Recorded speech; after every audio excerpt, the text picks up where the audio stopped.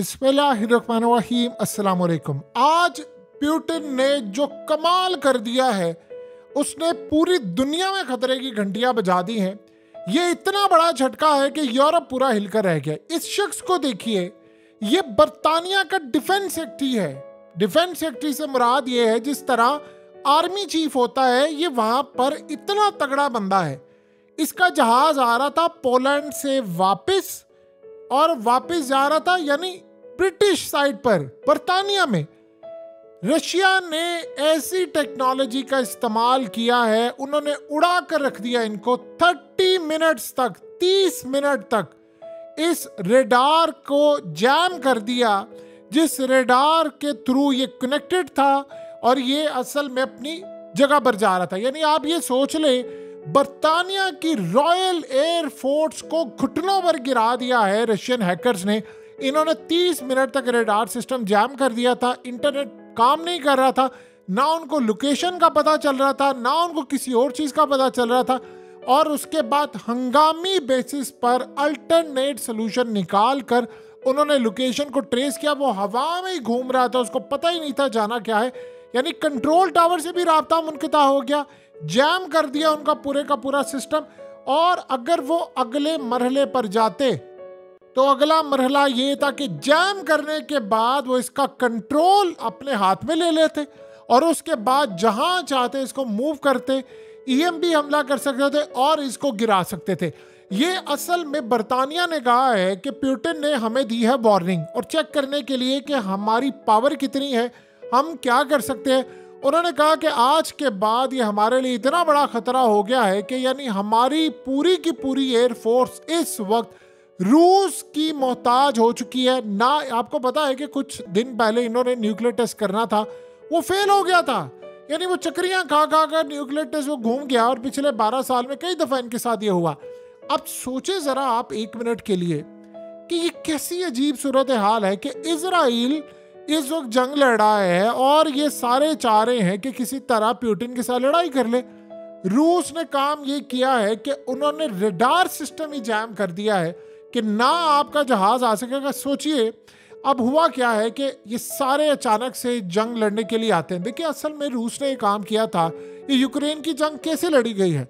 आप मीडिया को छोड़ देना कि मीडिया पर खबर नहीं आ रही है, कुछ नहीं हो रहा। यूक्रेन की जो जंग थी वो रूस ने यही काम किया था। जो यूक्रेन के तैयारे आते थे उनका जैम कर देते थे, रेडार सिस्टम से राब्ता मुनक़ता होता था, फिर उसके बाद निशाना लेकर उनको मार देते थे। जब आपको पता ही नहीं होगा कि आपकी लोकेशन क्या, आपने जाना क्या है, तो जाहिर सी बात है फिर आपको मार पड़ेगी। देखिए अगर आप थोड़ा सा पीछे चले जाएं तो पाकिस्तान ने भी यही काम किया था अभिनंदन के साथ। देखिए हमने बहुत सारी चीज़ों में, जाहिर सी बात है हमने ये तो आज तक एडमिट नहीं किया कि हमारे जहाज़ गए थे भारत, हमने जाकर वहाँ किया। अभिनंदन का मामला ये हुआ था, उसका भी कंट्रोल टावर से राब्ता मुनक़ता किया था और जैम कर दिया था, और वो लोकेशन ही उसको पता चल रही थी। वो पीछे से गाइड करते और उसको आगे वो ले गए, तो उसके बाद हमने तैयारा तबाह किया। ये वो भी बड़ा एक अच्छा टाइम था उस वक्त पाकिस्तान की, क्या दुनिया में पजीराई हुआ करती थी। पता नहीं अब क्या हो गया है, लेकिन उस वक्त बड़ा कमाल था। अब तो लोग पाकिस्तान में बड़े मायूस हो चुके हैं, मुल्क छोड़ छोड़ कर जा रहे हैं। तो सोचिए एग्जैक्टली आज ये सेम चीज़ रिपीट हुई है, और रिपीट बड़े कमाल तरीके की हुई है। वो की है रूस ने। अब असल में ये है पहला मरहला कि रूस ने ये काम किया है। अगला मरहला ये है कि देखिए पुतिन ने कल ये बात की थी ना, उसने कहा कि मेरी जो उंगलियां हैं वो न्यूक्लियर बटन के ऊपर है। यानी उसने ये असल में तशबीह देते हुए कहा कि मैं न्यूक्लियर मिसाइल हमला कर दूंगा। अब क्यों करूंगा, क्योंकि ये सारे मुझ पर हमला करने के लिए तैयार है। अब लेकिन ये इस काबिल रहेंगे हमला करने जोगे तो फिर है ना। असल तो सूरत हाल तब पैदा होगी कि जब आप हमला करने के काबिल रहेंगे। सोचे अगर ये उनका डिफेंस सेक्रेटरी मार दे, उनका एयर चीफ मार दें, उनका आर्मी चीफ फड़का दें, तो फिर क्या होगा। देखिए पहला मरहला ये होता है कि आप रेडार से राब्ता यानी इसको जैम करते हैं। अगले मरहले में आप उसको निशाना लेकर मांगते। देखिए जो ईएमपी है वो इससे ज़्यादा खतरनाक है। अब हुआ ये है, रूस के पास ऐसी टेक्नोलॉजी आ चुकी है कि वो कंट्रोल टावर से राब्ता मुनक़ता करने के अलावा उसका कंट्रोल अपने हाथ में ले लेगा। यानी ये रॉयल एयरफोर्स हो, अमेरिका की हो या किसी की हो, ये जब हमला करने के लिए आएंगे तो इनके जो तैयारे हैं वो असल में उनको पता नहीं चल सकेगा। देखिए आप जब ऊपर होते हैं तो आपको नहीं पता होता कि आप कहाँ पर है क्या नहीं। इन्होंने काम ये करना है कि अमेरिका के जहाज हों, F-35 हों, रॉयल एयरफोर्स के हों, इन सब का राब्ता मुनक़ता करने के बाद इनका कंट्रोल अपने हाथ में ले लेंगे। अब आप जितने मर्जी बटन दबाते फिरे, मिसाइल लॉन्च नहीं होगा और आप आसानी के साथ जाएंगे। जिस तरह ऑटो पायलट होता है, एग्जैक्टली वही सूरत हाल हो जाएगी और आप आसानी के साथ जाकर रूस की ज़मीन पर लैंड कर जाएंगे। तो इस तरह रूस असल में बहुत सारी चीज़ों को यानी मद्देनजर रखते हुए ये काम करता है कि भाई ये मैं बता दूं कि मैं आपके तैयारे खा जाऊंगा। अब सवाल यहाँ पर यह पैदा होता है कि रूस ने ये काम अब क्यों दिखाया? क्या दुश्मन को आप पहले दिखाते हैं मेरी ताकत कितनी है? देखिए, एक बात ज़हन में रखिएगा, जंग कहीं भी हो दुनिया की, चाहे एक ताकत बहुत बड़ी हो दूसरी छोटी हो, जंग में नुकसान बहुत ज़्यादा होता है, दोनों साइड्स का होता है, चाहे एंड पर एक साइड जीत जाए। अब आप सोच लें कि इसराइल की इस वक्त लड़ाई हो रही है हमास से, हमास की ताकत तो नहीं है ना, लेकिन इसराइल को अब तक देख लें 130-40 अरब डॉलर का नुकसान हो गया है। उनकी फौज के साथ आज से पहले कभी किसी ने काम किया नहीं है। सोचे, लोग उनके 10 लाख मुल्क छोड़कर चले गए हैं, लाखों के हिसाब से मुल्क छोड़कर जा रहे हैं, फौज की वीकनेस सामने आ गई है, लोग लड़ने को तैयार नहीं है। इतनी बुरी तरह इसराइल बेनकाब हुआ है कि आज से पहले कभी हुआ नहीं। तो ये तो एक वो चीज़ है कि जहाँ पर उनके पास फोर्स नहीं है।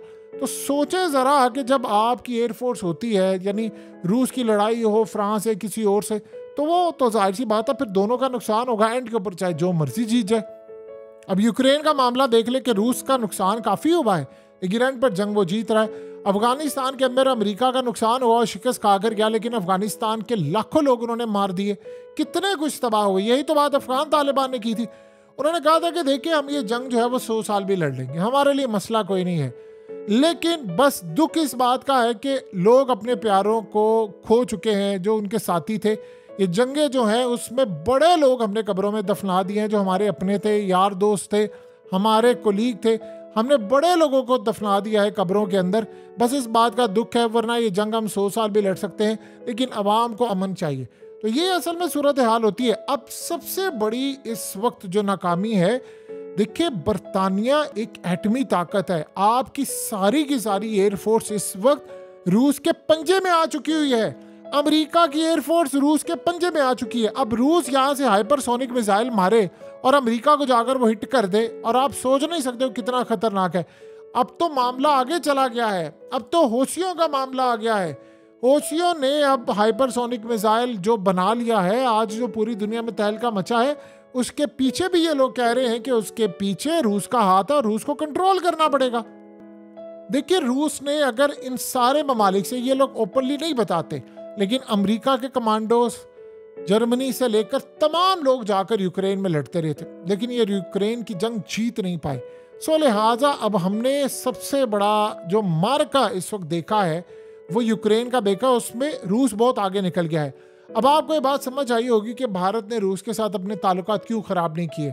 देखिए, हम बहुत बड़ी गलती में जी रहे थे। रूस की इलेक्ट्रॉनिक्स बड़ी अच्छी थी, वो भारत ही है जिसने S-400 लड़कर ले लिया है अमेरिका से।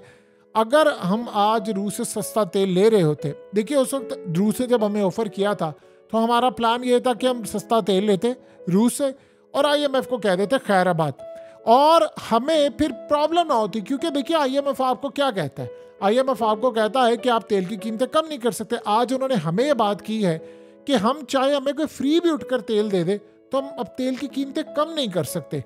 कोई हमें आकर कह दे अब आपको फ्री दे दे, हम आपको भी फ्री देंगे, इवन कि सऊदी अरब या ईरान दे दे, तो हम नहीं दे सकते, क्योंकि IMF अब आपका मुल्क चलाता है, वो बताता है क्या करना है क्या नहीं, और बड़ी प्लानिंग के साथ हमने IMF के हाथ में अपना मुल्क दिया है।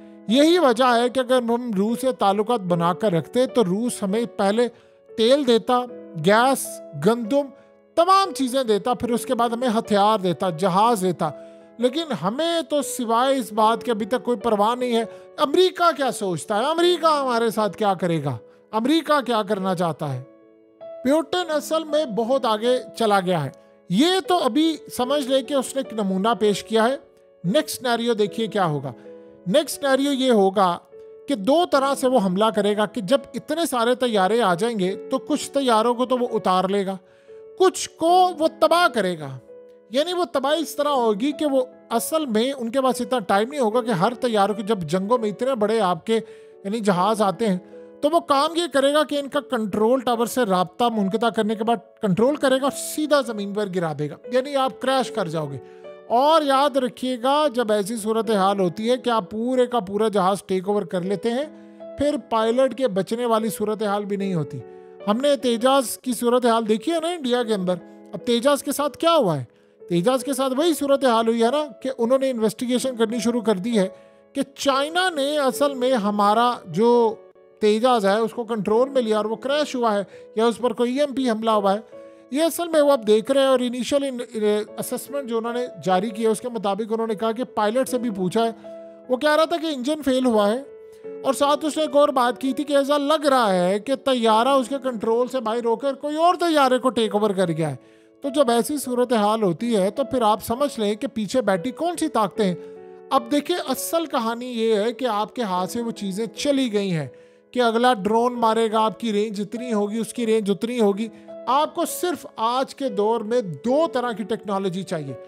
एक तो आपको टेक्नोलॉजी चाहिए जो करेज देती है, यानी आपके अंदर जिगरा हो, ये भी दिल की टेक्नोलॉजी हो, जैसे यमनियों के पास है, हौसियों के पास है, कि आपके अंदर जिगरा हो लड़ने का।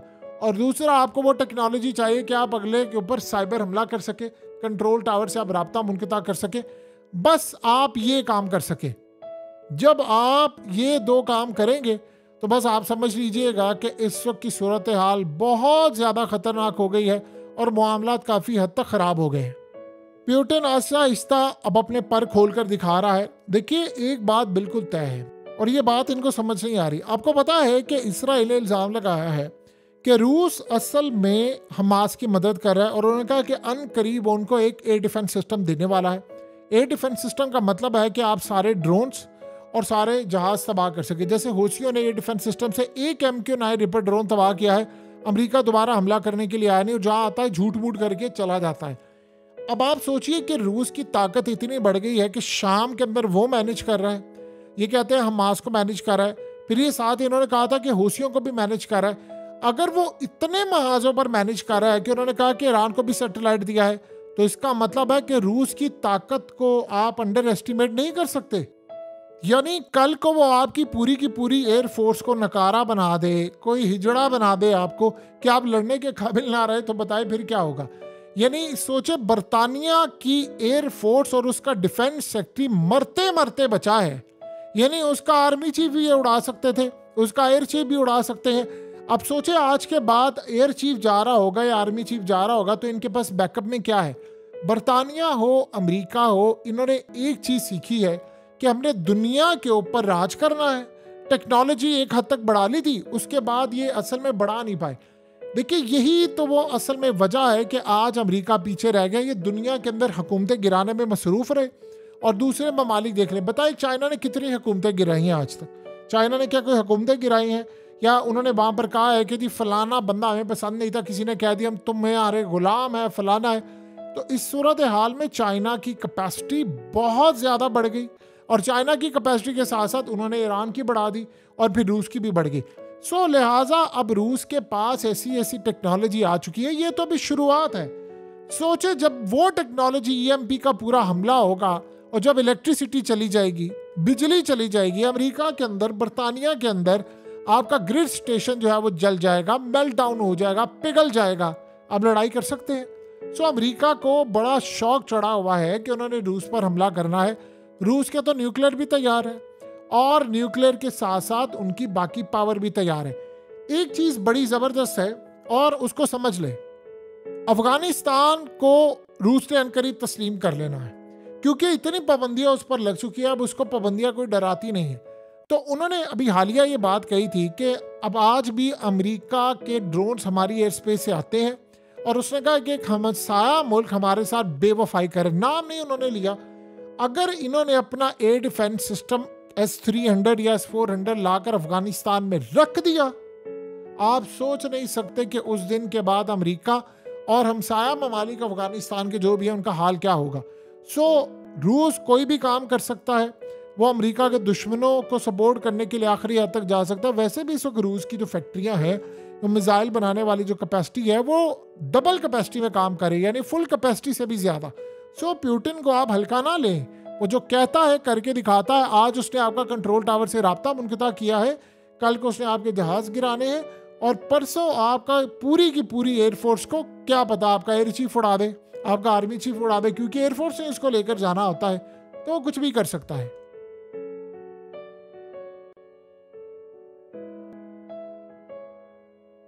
हकीकत टीवी को सब्सक्राइब करना मत भूलें, वीडियो को लाइक करें, शेयर करें और कमेंट सेक्शन में अपनी राय का इजहार ज़रूर करें।